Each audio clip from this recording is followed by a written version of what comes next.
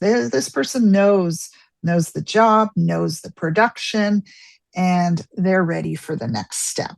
What they do not look at is whether they are, in fact, leaders.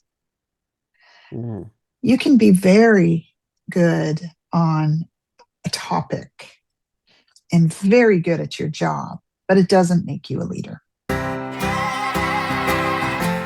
Martians landed. Yes. Wearing Prada suits. Yes. Drinking Henry's seltzer. Yes. Chewing juicy fruit. Yes, and? Your branding here. Yes, brand. Your message here. Yes, and? A verse about Yes. your product here. Yes. I'm Hersh Rephun. Yes, and? I'm a message therapist. Yes. And I have a podcast. Yes, brand. That's right, that's it. Yes. We'll help you fix the world. Yes. Or your bottom line. All right. Your bottom line. Get it. I get it. Welcome to the Yes Brand Podcast.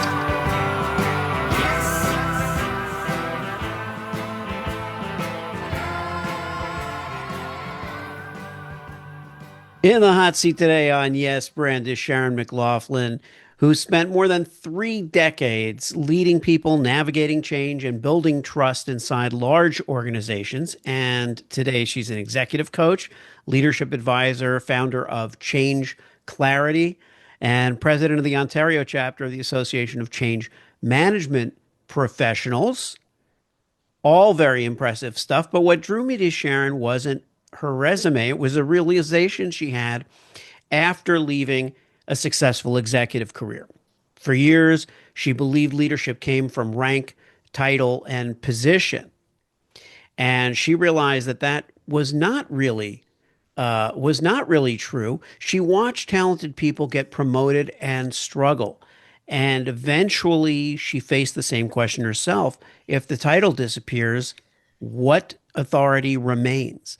So today we're going to talk about leadership, change, identity, transitions, and why helping people through change has a lot less to do with process than it does with understanding human beings. So Sharon, welcome to Yes Brand.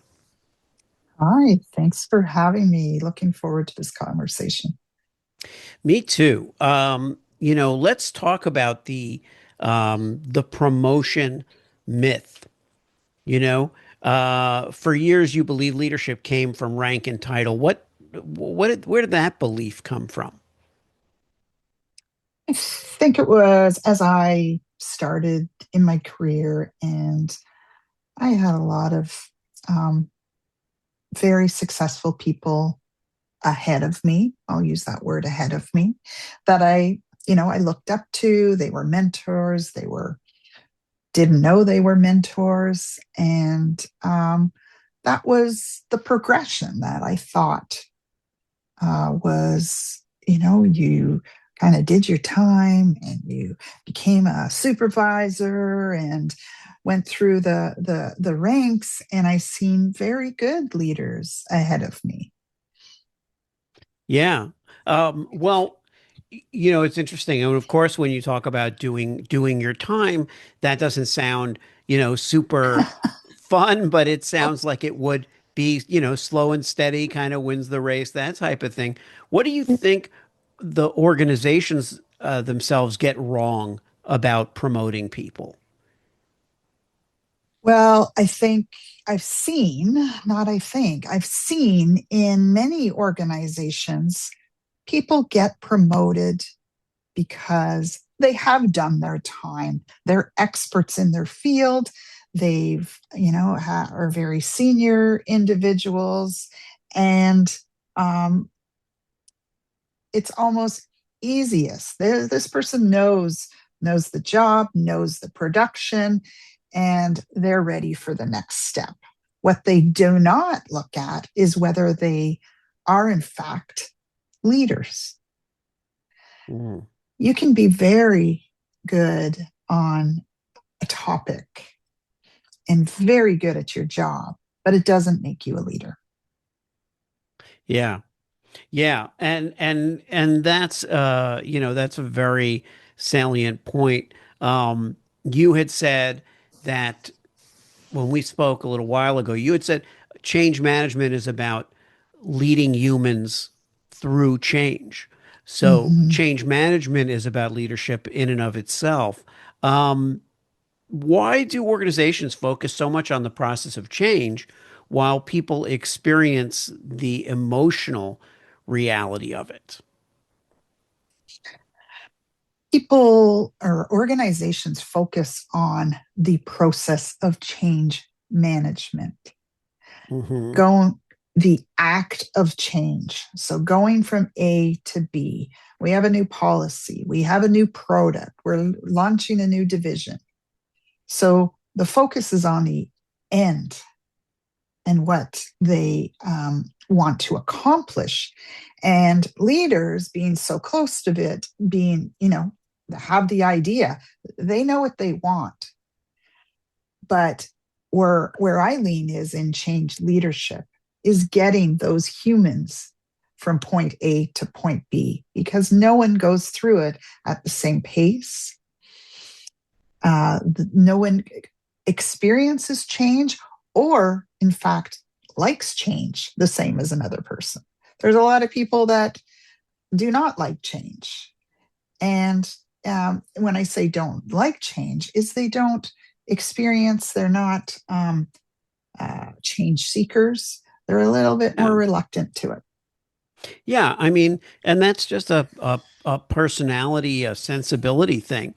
Some Mm-hmm. people are, cringe when they hear that there's going to be change, and other people are philosophical about it or embrace it or get excited by it. And those are just two different kinds of personalities.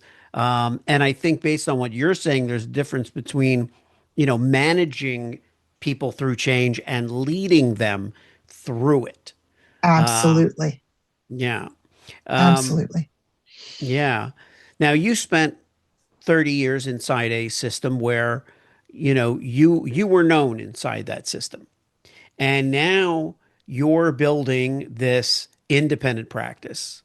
Um, so what would you discover about yourself after leaving an organization that already knew your value?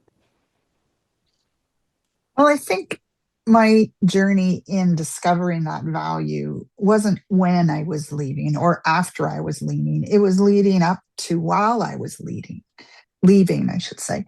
Um, when I found change management, I had been leading projects and leading teams for many, many years. I didn't know there was such a thing as change management. So when I discovered that there was actually a profession of change management, I was very excited. I was, I felt like I found my people. And I, then it answered my, I guess, reason that I was successful in leading teams and leading projects, why I was successful in getting to that change. And so I leaned into that. Mm, I knew I wanted to be a coach. I knew that was the direction I wanted to take.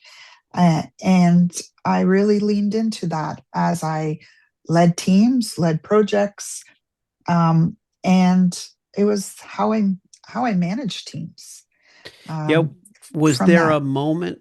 Sorry, was there a moment when you realized that your authority wasn't tied to the organization anymore? Yeah, it was. I also think it was an evolution. It was when I detached myself from that identity and realized that I was, successful in that identity because who I was. And so leaning into that and building a brand around change leadership and coaching was really leaning into who I in fact was. Yeah. Um, you know, as you talk about this, it gets me thinking about a question I've been asking people a lot, which is, would you rather be uh, the best at what you do or do something that only you can do? And I'm curious what your thoughts would be in response to that. The best at what I can do, or what I can do. Ooh, Yes. I think it's a little bit of a mixture of the two. I want to be Okay. best at it. Um, but my raison d'etre is to educate and to help leaders be the best at leading change and leading teams. So I guess it's not the best of who I am. It's helping people get to be their best. Yeah. And there's no wrong answer to that. I think what it does is it almost what I found is it almost settles a question for certain people who may be trying to figure out whether they belong in a category or a category suits them, or if they're trying to build something bigger than the category that already exists. So ask And me that yeah, question again. yeah, Ask yeah. me So that question again. okay, so I would say, would you rather be the best at what you do, or be the only person who does what you do, exactly what you do? I like to be the best version of myself doing what I do. And that Yeah, is right. That's um giving it, when I hear that, it's giving my all and giving my best. yeah. And I think my interpretation is that what it hits on is being my best. Like when you say I want to be my best, I want to give my best, I want to do my best for the people I help. I want to, you know Right. I think that that is different from someone who says, well, I want to be the top, neurologist in New York, or I want to be the best, or I want to be the best at doing a certain kind of procedure, or a certain kind of tax law. It could be anything. And then on the other side are people who for whom there actually is a personal best versus anything competitive. I think the first question feels competitive, and the second one feels distinctive, the second piece. And I think you actually fall more to that second piece. And of course, it doesn't have to be a perfect, it's not, are you an A or a B? But I think where it Yeah. tells us about you is, you know, well, I'm not so concerned about rankings. I'm more concerned about, am I being the best that I can possibly be? And I think it kind of falls in that second category, you know? Absolutely. The word value comes to mind as you were Yeah. saying that. I want to give individuals the best product and advice that gets them to be their best. I've gone Yeah. through and I see a lot of leaders that struggle with being leaders, Hmm. whether it being a leader or being a leader in times of change. I don't make any distinction there in that statement.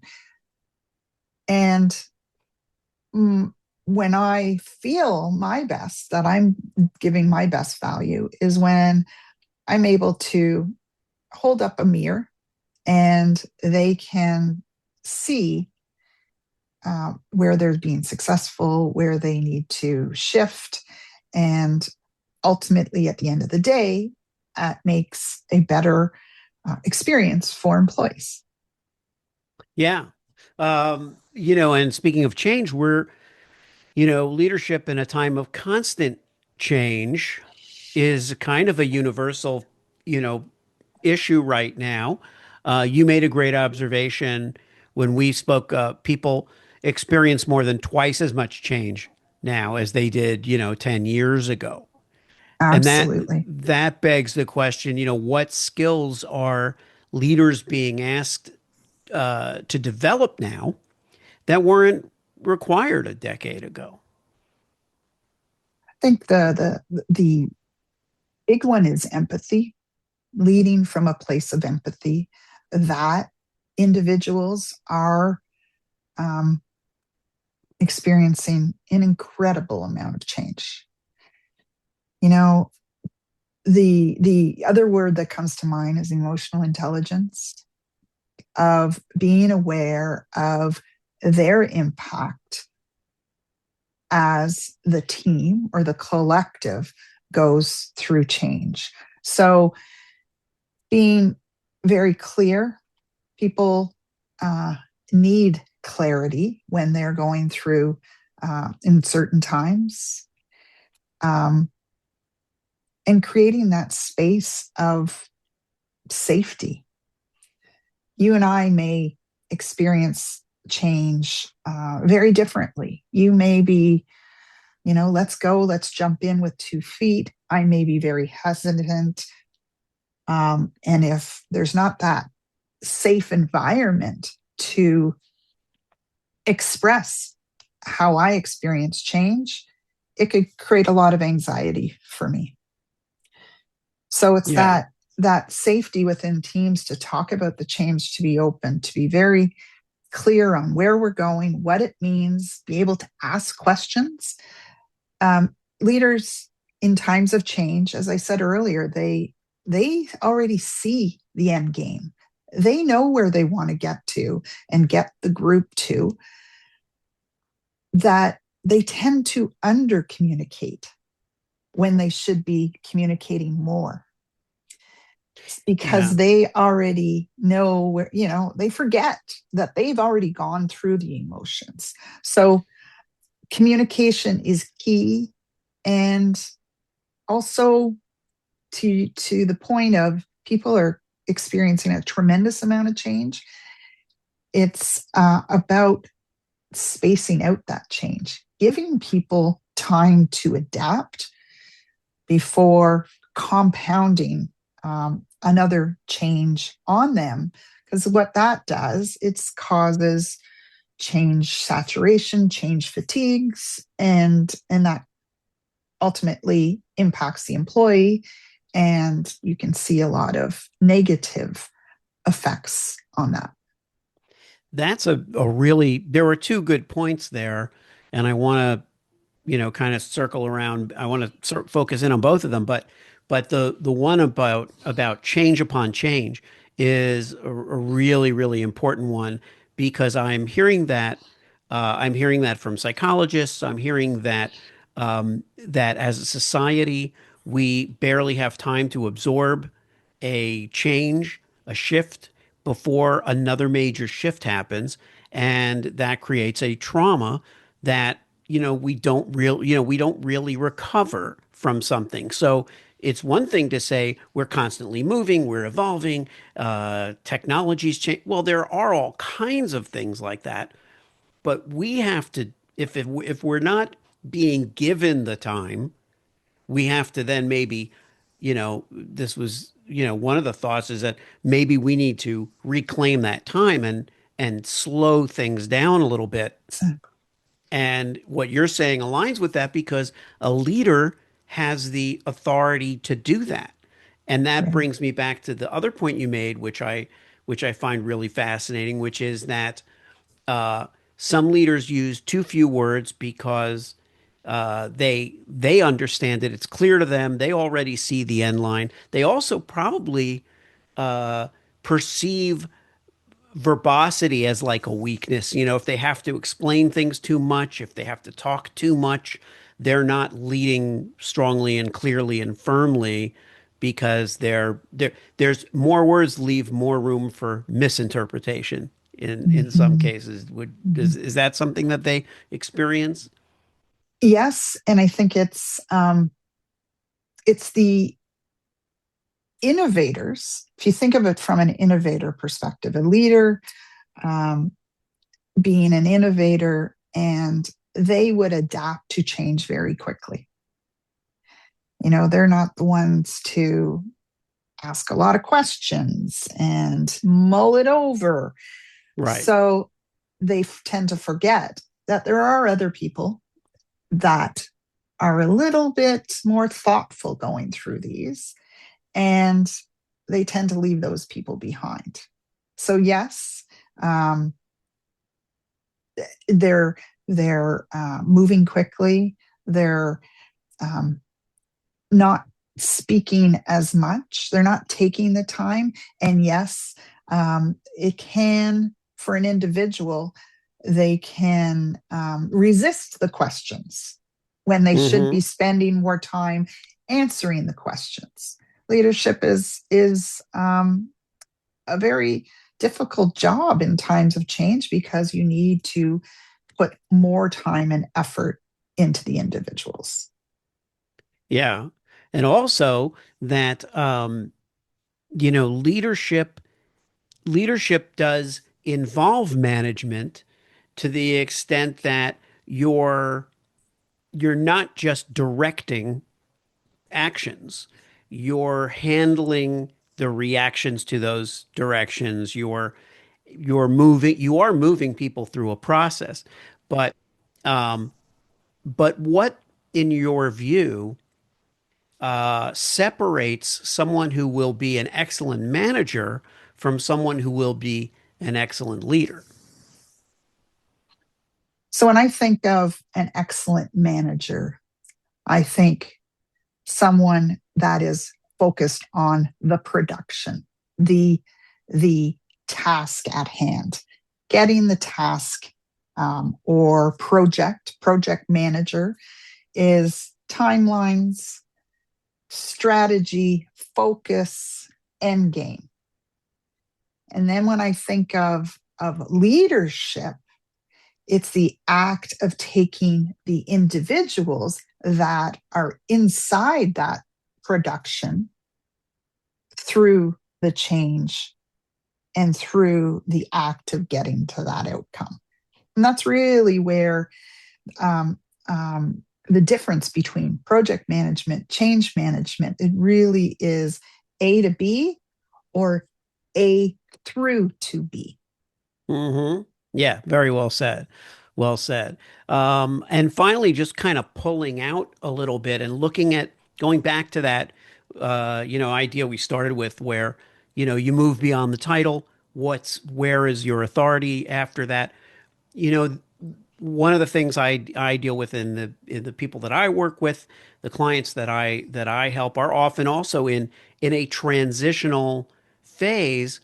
But what's happening is they have all this authority in one area, and they are leaders, so they're doing something that involves vision. They're doing something that involves moving into a new area, but the perception around them lingers still on the previous, thing that they were known for. So you know what that feels like. You've experienced that a little bit.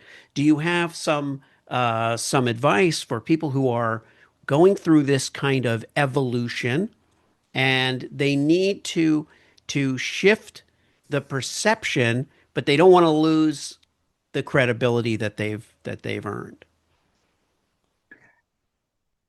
I think in my case, it was being true to who I was. So I can't say that I was a manager and now all of a sudden I'm a coach because throughout my career, I think if you would talk to any of my teams, they would agree with that is how I led people.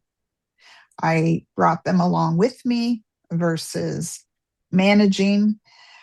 So, from the aspect of going from one to another, I think it would be more so I was a municipal government leader to an independent consultant. That was my transition. Yeah. And that was hard. That was my own identity shift as well. And how do I perceive myself in this new world? I was very fortunate to I work with a great group of ladies that we're all going through it at very similar times.